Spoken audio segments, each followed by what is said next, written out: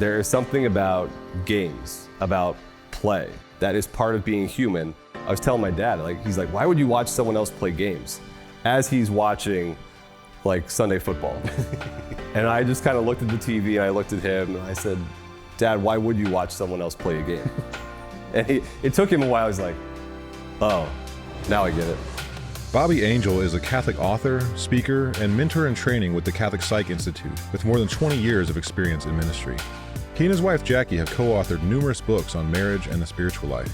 His most recent book is entitled Gaming and the Heroic Life, The Quest for Holiness in the Virtual World. Listen in as we discuss the role of beauty in evangelization, gaming, and the inherent need for community. Benedictine College is transforming culture in America, one conversation at a time. From our studios in Atchison, Kansas, these are the Benedictine Dialogues. All right, Bobby Angel, welcome to Benedictine Dialogues. Great to be here with you, Jared. So from what I hear, you've got a new book coming out on the topic we're going to be talking about today, which is video games and its intersection with faith and life and all that. Tell us a little bit more about it. So the work is Gaming and the Heroic Life, published by Ave Maria Press. And it's a bit of a passion project. It's a bit of I can't believe I get to write this book. And as well as a call to take video games seriously as a medium, as the place they hold in our culture today, the grasp they have on so many young and not so young people. And then how do you find the good in that and bring it out into the world? So it was really fun to write. It's this blend of philosophy, theology, Super Mario, all rolled in one. And I mean, we grew up playing and we're now adults and we're fathers and we're trying to make our way in the world and we're still kind of playing here and there. And so it's also a call for families to look at this entertainment medium and how do I use it for good? For most of my life, it was this kind of either games are all good or all bad. And in the 90s, you had kind of the Mortal Kombat rise of demonizing of all video games. All video games are bad. And it's all going to lead you down a path of darkness.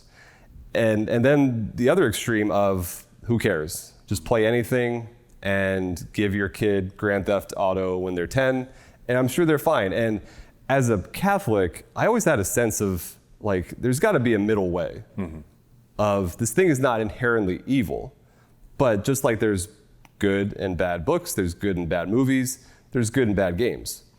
A lot of it is the temperance at which I'm approaching it. How many hours am I spending in it? Am I controlling it or is it controlling me? Yeah. To what extent am I integrated and I can say no to it, or am I really giving myself too much to it? Yeah. And then where is it echoing the good, true, and beautiful? And I think where we are today, where games are, that's never been more evident. And so now it's just engaging so many of us in our next generation that are in this world and calling them, affirming what is good, and then also calling to live in reality as our Lord desires us to. So I guess to kind of get into the topic a little bit, first off, starting with your history of being a gamer. Have you always been a gamer, or is this something that kind of became a passion later on? From my earliest memories, it was there. Okay. I was very young and with the first Nintendo and Duck Hunt and this clunky gun with an obnoxious dog that laughed at you if you missed the ducks, and the original Super Mario. But it wasn't until my uncle let us borrow his Super Nintendo when I was 8 or 9, and we never gave it back. But that next generation of games of the Super Nintendo, Sega Genesis, you really kind of saw the technology increase. You saw the attention given to music in these 16-bit, but much more sophisticated games, the stories that were there. And I was kind of athletic, but I hadn't found my niche really yet. And so games were also a bit of a safe haven to go to. And I hadn't really awakened to the truth of my Catholic faith. So it was also this thing that was much more exciting. I'd be altar serving, staring at the stained glass windows, thinking about fighting ninjas, and couldn't wait to get home to play Super Nintendo. Because there was the real adventure, there was the real journey and mission. And it took a while, and my parents were very patient with us, and it was always kind of that moderation. You give time to your studies, you give time to athletics, and you give time to the leisure that is these games. And even the communal aspect. A lot of people play for the community. Either whether it was ye old LAN parties, or Super Mario Kart or GoldenEye, to now the rise of the internet allowing us to game with people across the world. A lot of people, it's the community aspect of the squad or your Madden team or FIFA, like that is why you go to play. And so it's also like, why am I playing? Like asking those questions. And then when I really came into my Catholic faith, I didn't stop playing games, but there was another layer of discernment of, is it right to play this particular game? How much time am I putting into this game? So I've always been trying to navigate the both and without realizing it. And then as of the last 10, 15 years, more consciously. And now as a dad, it's like, like now my kid wants to play, and how do I introduce this? And the good in it. Like I just have I want to find the middle way. I want to find the way that affirms what is good, while also the both and, the call to be in our bodies, to be in our incarnate selves, and to not neglect the great adventure Christ has before us. Like to only settle for the virtual. Yeah, it's funny. Of course, we grew up around the same time period, and I remember I got my first Super Nintendo because my granddad bought me one, and my parents were kind of like, I don't know if we should give him this. Had Donkey Kong as part of like the first game on there, and I was much more into like first-person shooter games, but far more into like Madden and a lot of these other sports games and stuff. But I had friends who were into like Final Fantasy and a lot of those original games like that. And so there is kind of like, it's always anytime some new technology comes out, there's a reaction to it. And one is either to embrace it fully without questioning its goodness or its purpose. And the other is to say, this is bad no matter what it is. And so it sounds to me like what you're trying to do is like, both of those reactions aren't necessary. Both of them are in a way pendulum swinging way too far. And as Catholics, we can always be a both and people, that there is something beautiful in there, but there's also things to be aware of. But I think that, we've talked about on this show a few times of the role of social media today, and I think when it comes to video games, it's a very similar reality of like, look, this is where people are at. And I mean, one of the biggest things that I've seen lately, and it kind of blew my mind, to be honest, some of the money that's involved in it, is the growth of this esports and this international gaming commission that's going on. It's unbelievable, right? Oh, it's a whole new world. And there's a whole new, like, you can be very like old school and like, this isn't real sports. And yet it's real, like it holds real importance to many. Some people can do very financially well out of these and are devoting hours and hours of practice. And my dad, who runs cleaning crews around the country, he was blown away when he went, I think the University of South Carolina, maybe, their esports department is part of the athletic building. And my dad is like, what? And I said, yeah, Dad, it's a real thing. It's arenas are being constructed and these leagues are being created, and like from high school, if not younger, young people are training.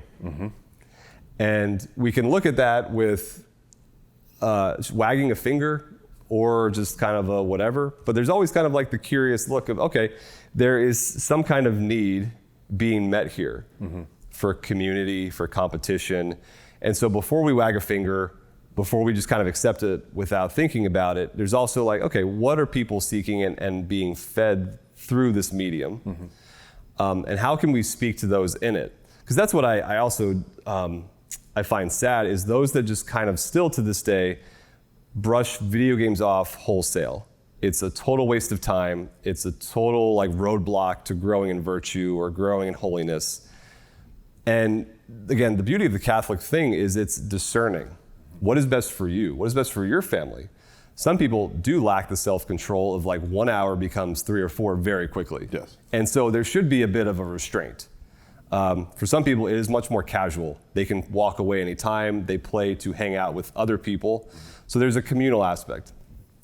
And again, if we're not living in reality, if we're neglecting our duties, like there's many video game widows out there, like husbands who have not realized this thing, this hobby, this form of leisure that has meant so much to me, it can't take up that much time anymore out of prudence and devotion to my spouse and my children. Some people get stuck and they're not willing to let go because even the self-soothing aspect of it. Like for me, it was always kind of that leisure of like, this is some me time to enjoy an adventure, enjoy some story, and to unwind. And yet, to what extent am I just kind of numbing or coping? Yes. Or not dealing with reality because I'd rather be in virtual reality. Yes, and that's where that fine line lives, right? And I found too that now that I have teenagers and high schoolers and stuff, it's actually been a really cool opportunity for us to do something together. Yeah. So me and my two oldest boys, we actually went through Uncharted 1 and 2 together, and we took turns. So if you died, it went to the next person. But we went through the whole story together. We had conversations about what was going on. We had conversations about, is this a virtuous act? What's happening right now? But the story itself is pretty incredible. And I mean, it's kind of like watching like a 12-hour movie together that you're getting to participate in together, right? But the nice thing is too, as a father, I'm like, guys, we've been in here an hour and a half. Like, it's probably time to let's cut it out and go outside and shoot some baskets or something.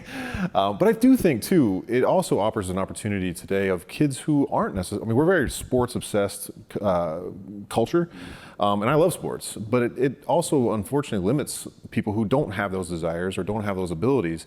And this actually gives them an opportunity to play certain things that they would want to play, but that maybe they don't have the physical capability to do it. I think that's a really interesting and good thing, I think, for the culture, to be completely honest. I do think it could still disembody and things like that, but I do think it offers opportunity for people that don't get those chances. Well, and what I hope to, out of the book, is to start these conversations and to get the next generation more involved, more evangelizing, because they know the technology as it advances better than I do even, and are going to be able to witness to that space. Because as an athlete, you had Christian examples of athletes. Mm-hmm. You had the Tim Tebows, and you've had others that like, I could be an athlete and still be a Christian. Like, how awesome is that? And with the video games, it was kind of like, I don't really know if I can do that. It's like a either or. And when you have now streamers who are living their faith online, being normal but different, you see like the beauty of how you can reach people in that space. It's not just, I have to leave this part of me that enjoys video games at the door in order to be a disciple. Yeah. It's the both end. I know priests who have streamed. I know nuns even who have played Fortnite. And it's that like, I'm gonna go into the culture and use this thing to break some common ground with this generation. Yeah, and speaking of examples, before we get kind of into the philosophy and anthropology behind all of this, something we talked about beforehand was actually the potential of a future saint, of somebody who personally loved video games.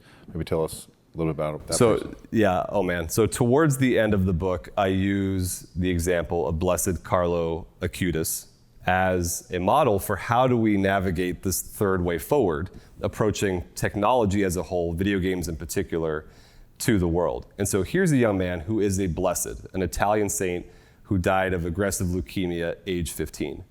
And my wife and I recently had a 10-year anniversary trip to Italy, went to Rome. We took a day trip to Assisi. I did not realize he was buried there.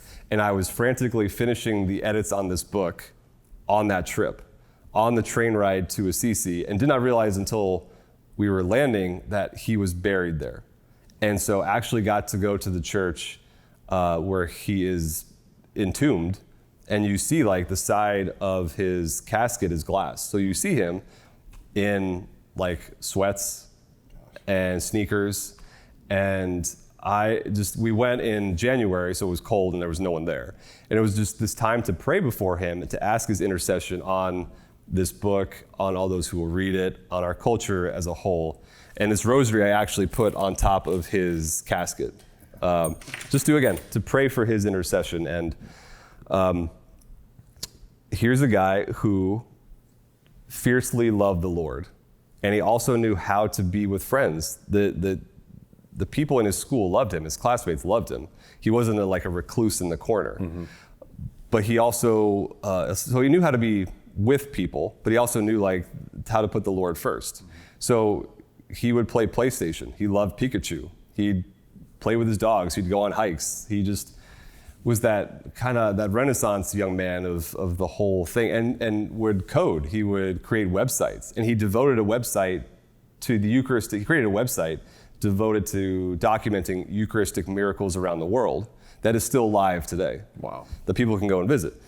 And from his funeral, people were coming out of the woodwork for that, and people were already reporting miraculous events happening. So here's a young man that we can look to for his intercession, for his love of the Lord, and also like, how do I navigate this? To not just shut down discussion and gameplay of video games, but how do I find the virtuous middle way? He had a self-imposed limit of 1 hour a week. He would only play PlayStation for 1 hour a week, which is like, I can't even do that. That's amazing self-mastery. His mom didn't impose that. He did on himself. He just saw like there's too much to do. Yeah. There's too much to do, and there's too much that Jesus wants me to do in life. I have to get after it. And he's like my little brother. Like I feel his intercession some days when I'm just tempted to find excuses. Like I'm too tired. I can't take my kids to daily mass. It's too far of a drive, whatever. I swear I feel him nudging sometimes. Like, you can do it. Like, you can do the hard thing. And I love who he has become for this generation and those to come of this millennial on the way to sainthood. And I always think about, anytime I think about him, I always think that means there's probably going to be a third-class relic that's going to be like a PlayStation controller. His controller could be a relic. Yeah, I mean, which is pretty awesome. Yeah. I just think that's a really cool showing of how the church believes about the world. And right? any of us. Yes. Because it's also tempting to be like, well, he was a special case. Yes. And he was. And yet it didn't take much. He just put Jesus first. Yep.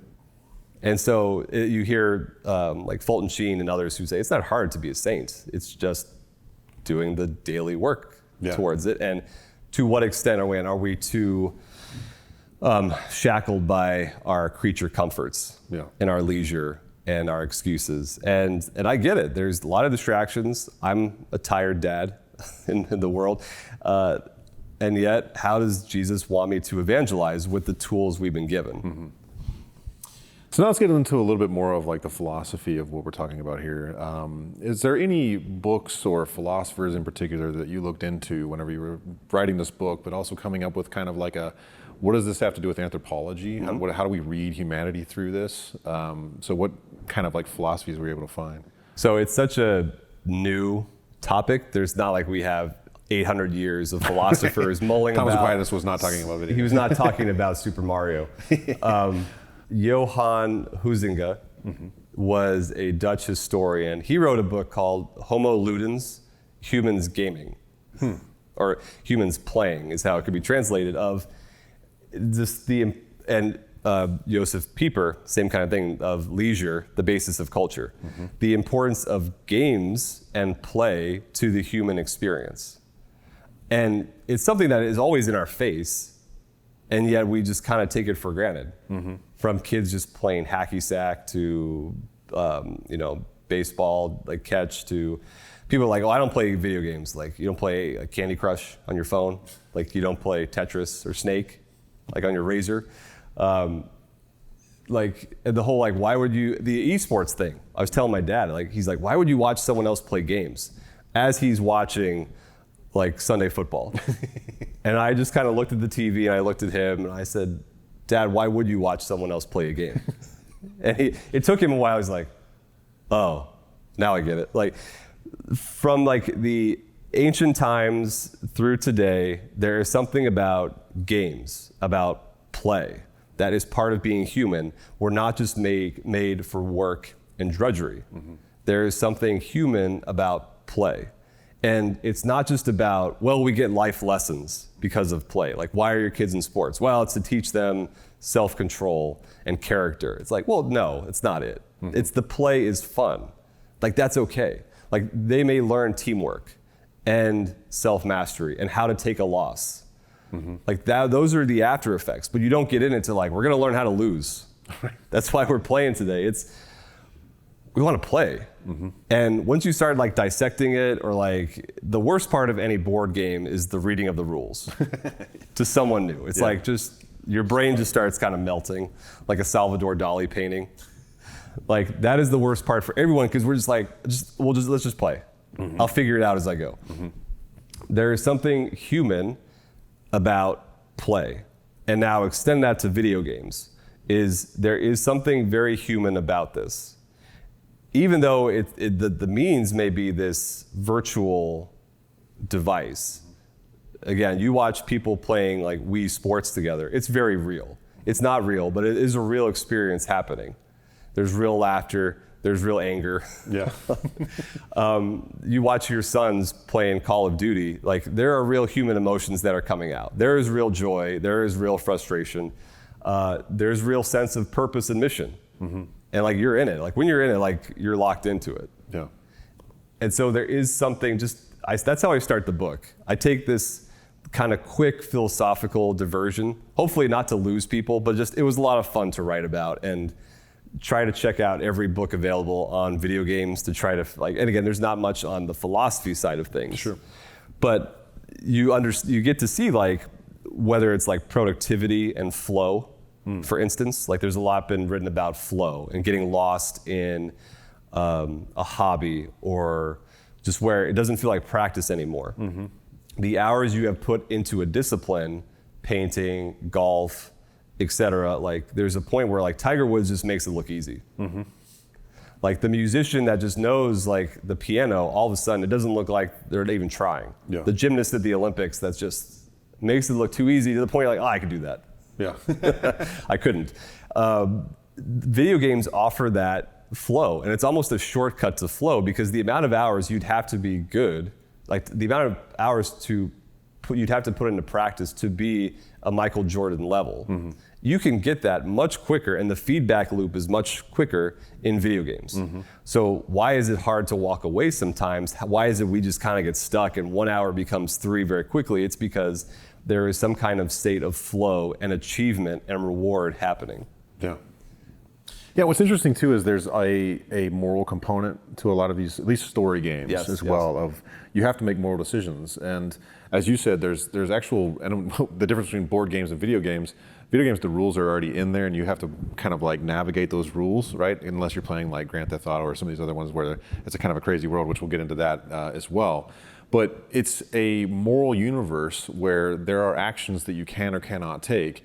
And when we live in a place of relativism, of do whatever you want, what your truth is your truth, that doesn't really exist in a lot of these places. Maybe you try to take some of that relativism into it, but if you make the wrong decision, you will be punished in most of these games, right? At least some of the story games in particular. So there's like this kind of moral humanism going on inside of that world, depending on the game, of course, as I said. That it actually does form the mind in some sense towards the good, right? But we mentioned Joseph Pieper, and one of the things I love that he talks about in regard to leisure, he brings up the idea of the carnival, right? And the carnival being this, it's literally carn, it's the coming together of meaty things, like what we eat, but also human beings coming together. And it was all based on a common understanding of we're here to have fun together. Don't bring your arguments here. Don't bring the pettiness. Like, come here, let's have fun, let's play games. Let's get intense in those games. You know, like we're gonna play some football, let's play some football type of thing. But ultimately what he says is it leads towards what he calls the cultus, right? This common understanding of something above us that's good. Yep. We know that to be God, right? Ultimately, we're worshiping God. We know that. Maybe not all video games lead towards that, but it does get us beyond just a individualism. It brings us together in some sense, even if you're just with other characters, right? It's an interesting thing. Because it's digital, we still are kind of dealing with what that means humanly, right? Oh, it's still so new. The humanism of even like a moral code absolutely comes through in some of these games where they're sandbox and you can go and explore and do whatever, but there's consequences based on how you act. Yeah. So even games where you could be awful, there's consequences. Like you have the law coming after you big time if you're being atrocious to people. So there's like this, as relativistic as the culture may be, there's still these evidence of like your behavior matters. What you do matters. Who do you want to be? I remember years ago, there was a journalist who wrote an article about his girlfriend at the time was watching him play BioShock, which is an older game, and it's this, again, the philosophy of like Ayn Rand, like the utopia vision gone horribly wrong in this underwater city called Rapture, where people are basically splicing themselves into mutants. And it's this first person kind of horror game, and it's really well made. But you have these moral decisions throughout that you can choose to harvest these characters for their powers, or you free them. And the ending changes based on how you act. And anyway, he chooses to harvest for the sake of getting this character's power. And his girlfriend wouldn't talk to him for a week. And he was musing on this of like, does how I act in a game matter who I am in real life? Does it affect me? Does it change me? Like, am I what I consume here? Can I choose to be a horrible person in a video game and walk away living? Like, and it's this, we can argue about that too. Like, we could talk about, because it's hard, like for me, and I've talked to other people, like it's hard to play in an immoral way. There's some times where I'm curious, how would the game be different if I make these decisions? And it's really hard to do though when it comes to the moment. I still will choose more often than not like the virtuous way, unless my hands press the button the wrong way and all of a sudden the town is chasing me. Right. I shot a guy by mistake. And so you see in games like this echo of there is a good, there's a way I ought to be, there is a selfish way I could act, and but there's consequences. So yeah, how morality, we can ignore it, but it's gonna come back through another door. Yeah.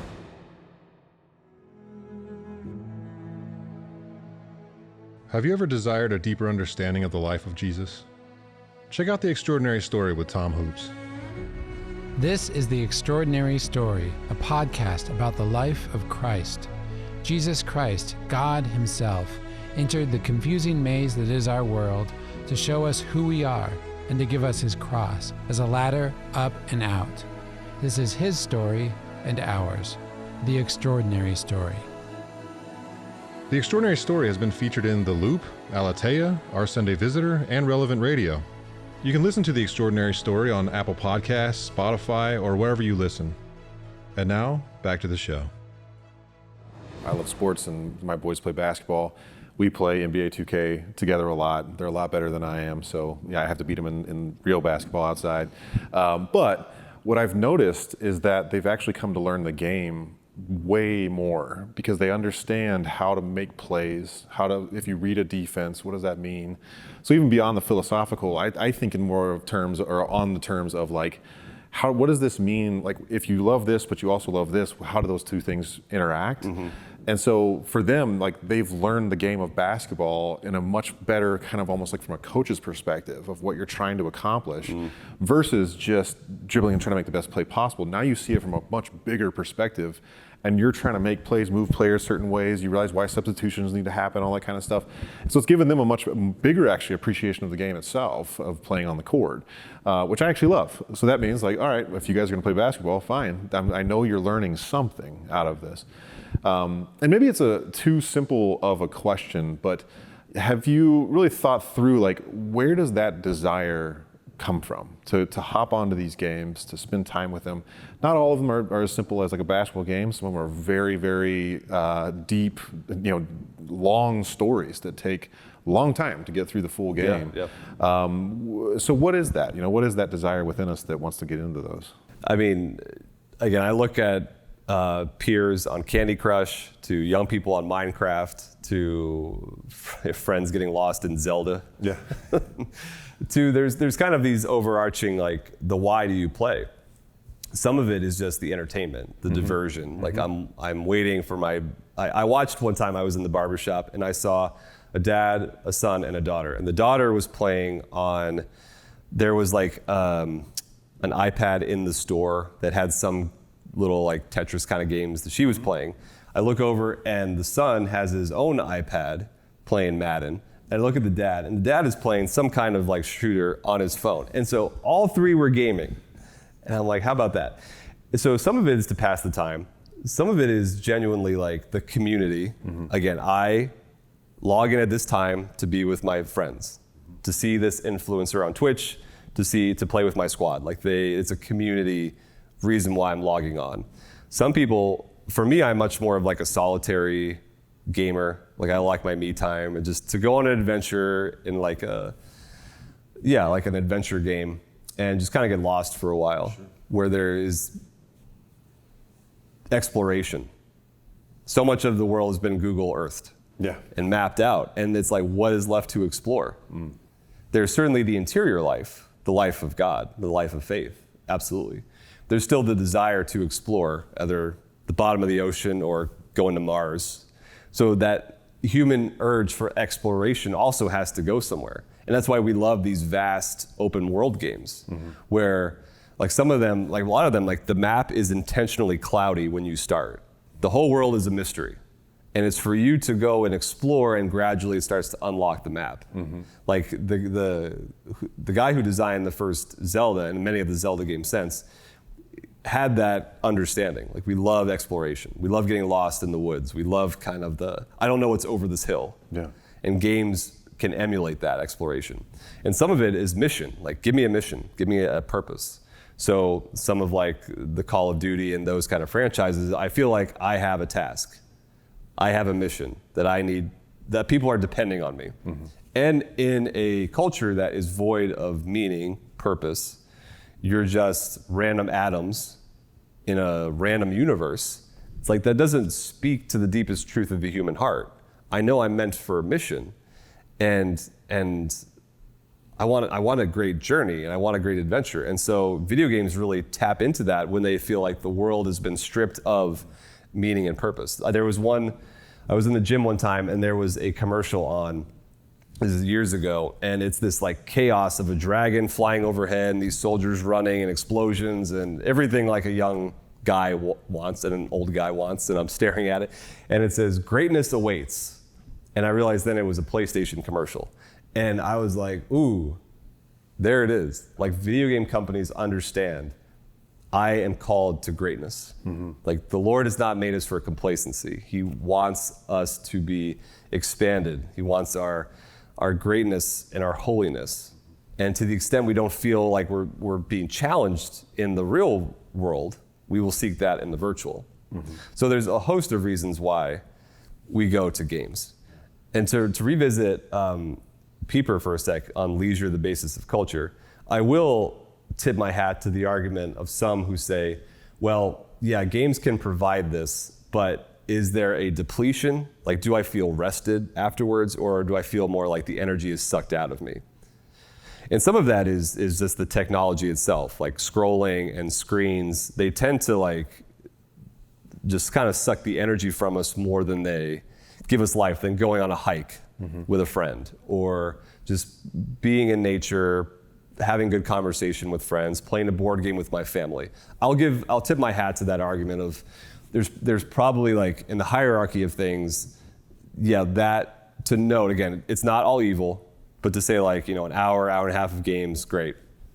But that's why 3 hours of gaming, we feel exhausted. Yeah. Because there is something that is like, I'm not meant just for pixels on a screen. Yeah. I am meant for reality at the end of the day.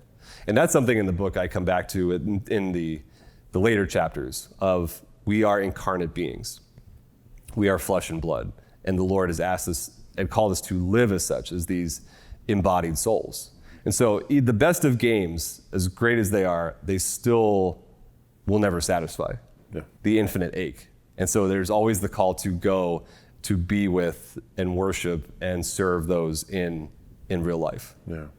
One of the things I've also seen in some of the later games, and I experienced really for the first time playing those Uncharted games with the boys, is the level of beauty that you're looking at. I mean, gosh, to go explore these old like Aztec temples and stuff, and what you're looking at, it's unbelievable. It's as if they know the eye is drawn to this, even though if it's a digital piece or a painted piece, the human eye and the human heart is drawn to these big, beautiful landscapes. And then you back that up with music that's just unreal. And you even already kind of mentioned the kind of rise of the use of really huge instrumental pieces that are involved in it. And like, if you remove the soundtrack from the game and you listen to it, you're like, this is for a video game? Are you kidding me? So going from Donkey Kong, which in a way is beautiful in its own way, but not up to the landscapes that we're seeing now and the music we see now. But what do you see the rise, accordance with? Well, even like the attention though to music, because that was one of the early reasons, one of the early areas of focus Nintendo realized. Like, we can't just put out garbage games. They've got to be like tight, like they can't be like so frustrating to play people give up. So the controls have to be tight, and the beauty has to matter, from the pixels to the music. Everyone knows the Mario jingle. Yeah. The Mario movie, the Super Mario Brothers movie, I teared up like twice, like 2.5 times. Usually when the music kicked in. Yeah. And just the nostalgia was so powerful. And like video game soundtracks today being fully orchestrated. You have Hollywood level composers like Hans Zimmer, Lorne Balfe, and Bear McCreary, and like Harry Gregson Williams, I think, who have done like Gladiator, Kingdom of Heaven, Outlander, The Last Kingdom, stuff like that, who are composing music for video games. And like you said, you remove that is such a charm of it. Like the Uncharted theme, I know it in my head. As soon as you started mentioning it, you're playing with your boys, I could hear the music in my head, and you take the music away, it takes such a big chunk of the gameplay away. Like, we know we're meant for beauty, and the music is a part of this. And this is, again, like why people, myself included, get lost in these virtual worlds, is they're beautiful to be in. Yeah. From Zelda to Red Dead to even like just like Minecraft. As simple as it is, there's something even in the creative. I get to be co-creator. Like, Tolkien wrote a lot about this. Like, we're I think of sub-creators or co-creators with God. Like, we didn't create the building blocks, but God has placed us here, and He delights when we just start building. And so for some people, they just lose hours and hours in games that it's world building, like Sims or SimCity or Minecraft. Like that, they just delight in creating. Yeah. So this is where I always say, like, find the middle way. Acknowledge the good. There's good there. You're meant for beauty. Like, why do you find this beautiful? Let's talk about that. Where does beauty come from? Like, that's such an easy hop skip to bring in these bigger topics. Absolutely. And you've touched on it a little bit, as well as like this desire within us to go on an adventure, things that, we can't go hop on an old ship anymore and go on these grand adventures to the new world or anything like that. But this does give us at least a semblance of it, an opportunity to experience something like that. And I know that in the video game world, the overwhelming majority are males. Yep. So there's something drawing the masculine heart into that. And that's not to say that females don't have that same desire, and some participate in the games for the exact same reasons. Right. But there is something that's drawing young men especially, and now some of us older guys too, into the gaming world, that there's something about that adventure, that masculine heart that needs something. So what is it about, being a guy and needing some video games? Man, yeah. This is where I've known many women that love video games, that are equally competitive, female streamers who are just as amazing and competent. But to the male heart, there is something that is meant for adventure and challenge. And, theology of the body, we are external. The man's genius is like going out, is that external, like, providing for. And so that is fleshed out in the need for challenge and adventure. And like I said, to the extent we don't feel fed by those options in the real world, there are countless opportunities in the virtual. That's great. The challenge, though, is to call young men to just note, again, is that the only area where you're finding adventure? Yeah. Is that the only area where you're finding fulfillment and challenge? Because the game will end. And you can keep going on from one game to the next, but there's ultimately the call to come up for air and put those gifts to the service of others in real life. But there too, you see like the gifts of the virtual tools where people can serve one another from afar. People can encourage one another. Like I've seen instances where streamers it's kind of like the bowling league, where this is the thing we have in common, and we're shooting the breeze and we're getting to know each other. But then there's like levels of sharing that can go deeper, and stuff hits the fan. An uncle dies. There's a hardship, and all of a sudden, this trust that I've built up with this guy who we've just kind of been playing this competitive game. All of a sudden, like, hey, I know this guy enough to be like, yeah, my uncle died, and I'm going through a tough time. Oh man, I'm so sorry to hear that. Like, so the games can also be this medium of meeting and growing in relationship with others. Especially like post-COVID, where a lot of people, like, this is the only way I've had to stay in access with people is the virtual. More than ever, we need to not wag a finger at the amount of young people living online, but go into those spaces and affirm what it is they're looking for. Yeah, I think the immediate term that comes to mind is the hero's journey, right? That all men desire some kind of hero's journey. And to me, if a video game is an offering of creating something within the moral imagination, of experiencing something like a hero's journey, but then the inspiration to go out into the world and now be a hero in the real world. So what you learn in these games, you should really be bringing them out. It's kind of a similar, granted again to a different degree, but in literature, you hear these stories of either fictional characters or even in fiction or in nonfiction, you read of actual people like Teddy Roosevelt and these people that do these incredible things. And what that does to your heart, what it does to your courage, like, wow, if this person can do this, then so can I. I can at least try to some degree to get to some kind of level of greatness. And so if, in a way, these games are forming the moral imagination to live out a hero's journey and live within the bounds of what we call freedom, right, within the moral bounds of the Catholic faith, then great. Right? It's my hope is that our listeners, whether you're in college or you're a parent, is consider that whenever you're doing these things. Is this inspiring you to do real things out in the real world? And in that way, that means it's awesome, because it's creating something that we need in the real world. I mean, this is where, again, look at video games as a medium, just like a book or a movie, where the protagonist can really inspire you to go out and do some good. Just as like Gladiator rocked me as a 17-year-old, there's always like, wow, I want to be a man like that. I want to be self-sacrificing like Maximus Decimus Meridius. Husband to a murdered wife. Yeah, on and on. So too, I've seen young people that the protagonist of The Last of Us really helped them crystallize, I want to be a protector. I want to be a man like that. We could do an hour, I could do an hour easy on Red Dead Redemption 2.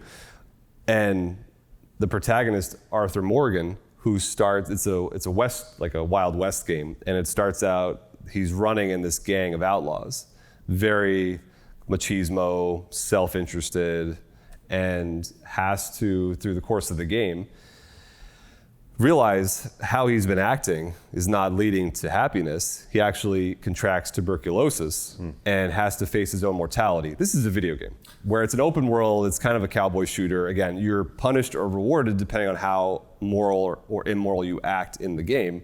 But the protagonist is going on this journey of realizing, like, he goes from believing in nothing to wanting to spend his last breath doing good. He literally lays down his life at the end of the game so that another character can live. Yeah, wow.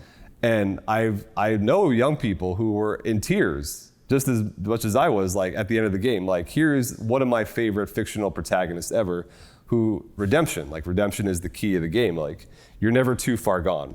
And he has a conversation on a train stop with a nun. And he's like, I ain't never done anything good in life. And the nun essentially says it's never too late to try.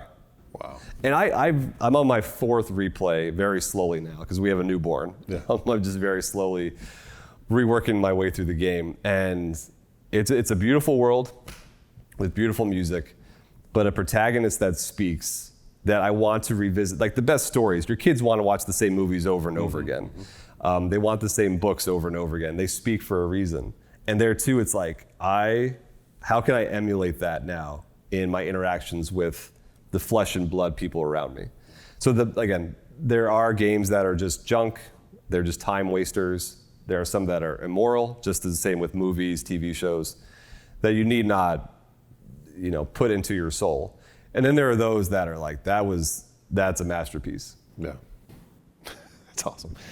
So one of the things I've noticed also culturally, especially more closely in the past couple of years, is actually the rise of movies based off of video games. Yeah, You just mentioned The Last of Us, which I actually really enjoyed that series. I watched it with my oldest because he played the game. But then also the Super Mario Brothers that you mentioned, which I didn't know until you mentioned it before we started talking, that was the highest grossing animated film ever.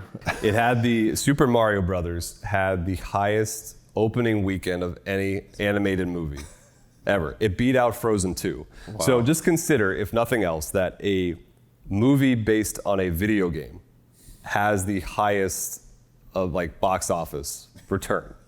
Super Mario. Yeah. Because you're talking about generational, eyeballs at that point, right? Well, yes. So. The amount of ticket sales was highest amongst 18 and 30-year-olds. Yeah. So, my kids who are 9 and younger, they don't have the deep years of nostalgia for Mario. They see a colorful character.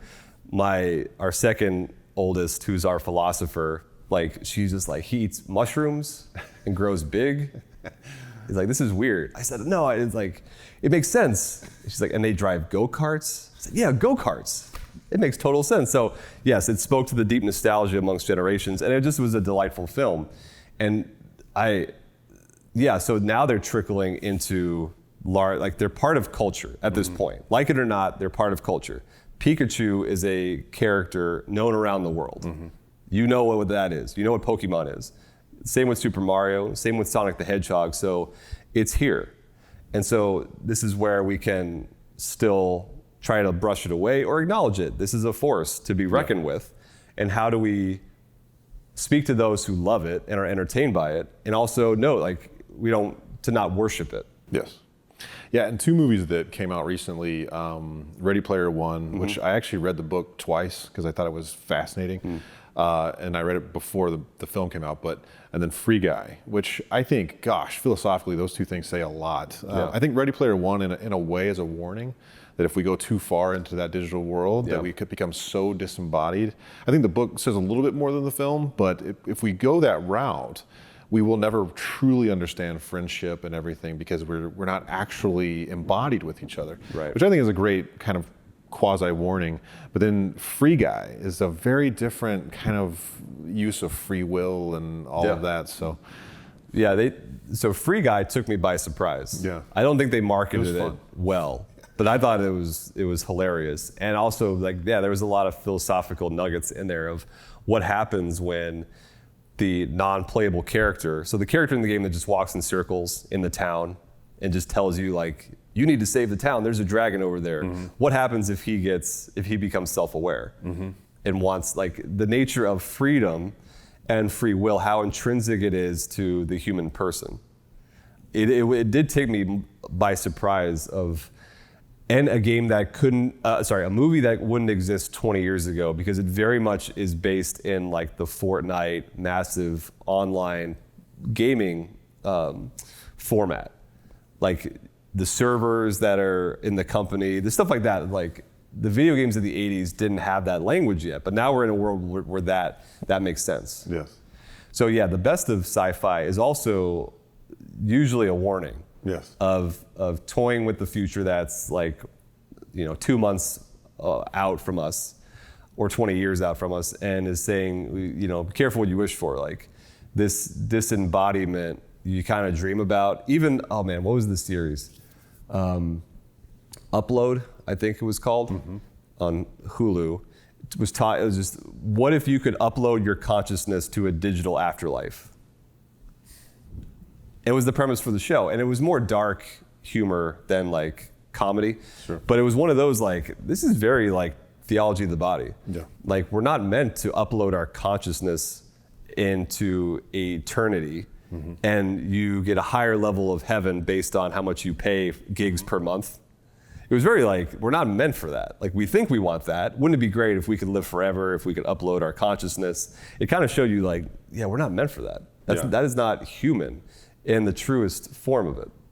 Yeah, and what I love about in Free Guy, the thing that ultimately makes him decide I want to make my own decisions is a desire for love. Yes. He sees a woman who inspires him, which goes right back to the whole wild at heart idea of every man has this desire for a princess. Every man has this desire to protect, provide for someone else, but especially in this case, a woman that he's attracted to. I just thought that was such a beautiful, yeah, of course that's what would inspire him, right? Inspires a lot of guys to do a lot of things.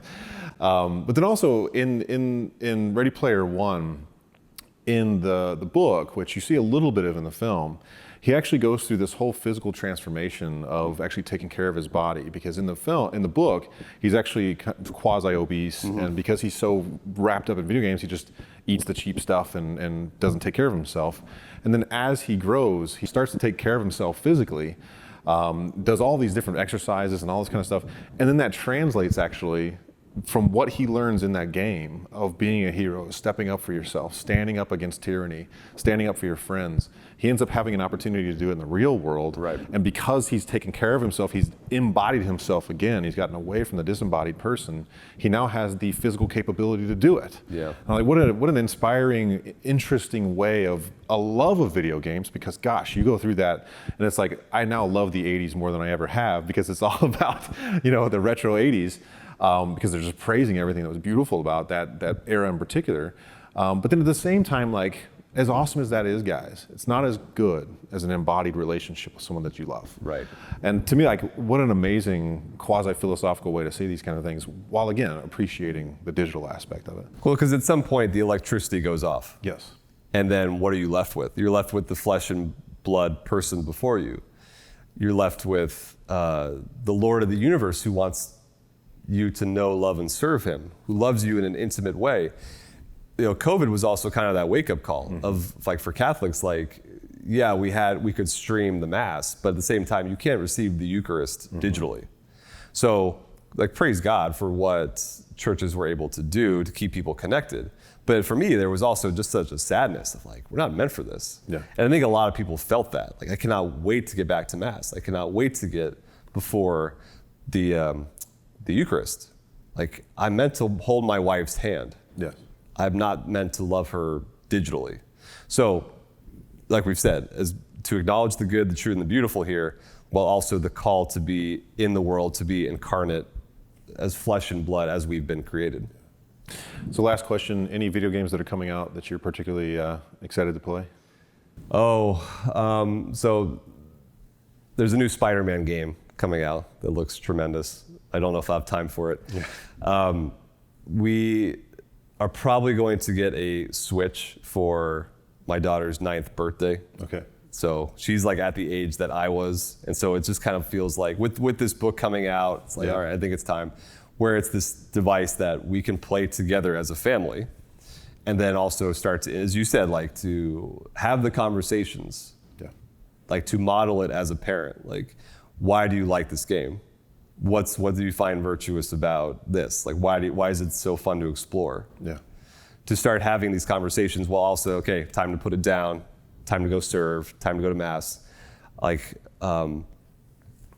It's just, I love this topic. Yeah. We could go another hour pretty easily. And that's my appeal as well. To find the both and, to play with your dorm mates, to have fun, but also don't neglect the relationships that are in the present moment. To use Carlo Acutis as an example of have fun with your friends, know when to put the controller down, keep the Lord of the universe at the center of your life, and game on, all will be well. Awesome. All right, for all of our listeners and watchers, thank you so much for joining us again for another episode of Benedictine Dialogues. Be sure to tune in next time. God bless.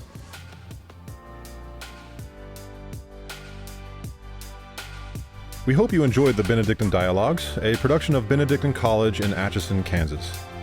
To catch all the latest and support our growing platform, visit media.benedictine.edu. And be sure to recommend this show to your friends and family. Help us to transform culture in America, one conversation at a time.